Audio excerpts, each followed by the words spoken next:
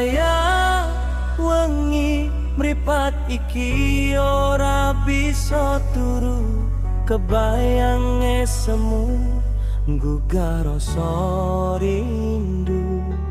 Nanging aku sadar sapa sejatine aku, mung dadi pewayangan ning uripmu.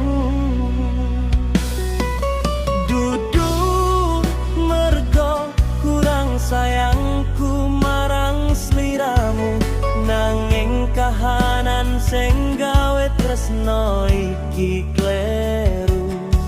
Sliramu wis ana sing duwe, wis dadi darbe wong liya sing luwih dhisik nggondeli atine.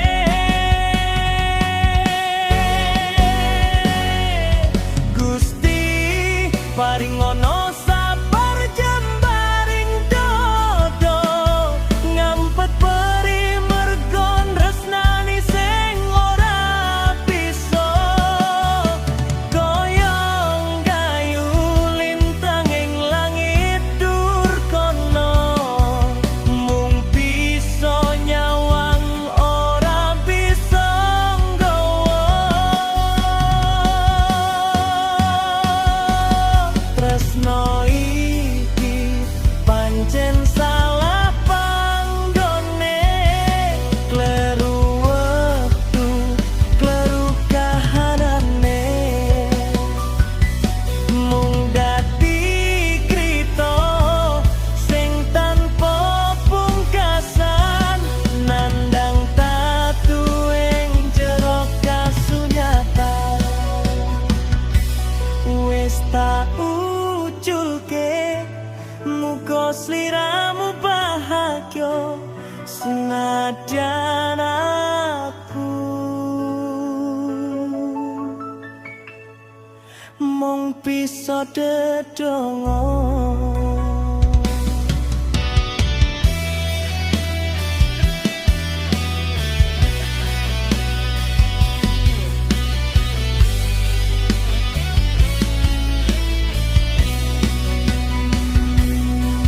Sliramu wis ana sing duwe, wis dadi darbe wong liya sing luwih dhisik nggondeli atine.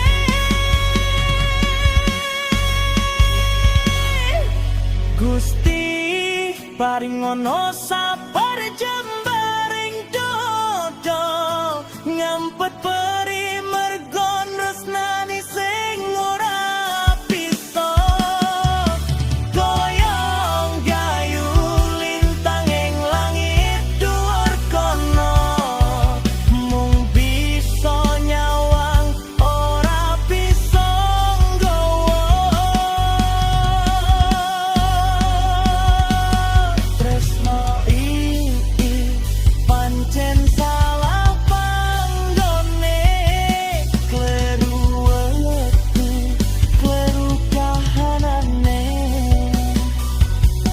mung dadi krita sing tanpa pungkasan, nandang tatu ing jero kasunyatan.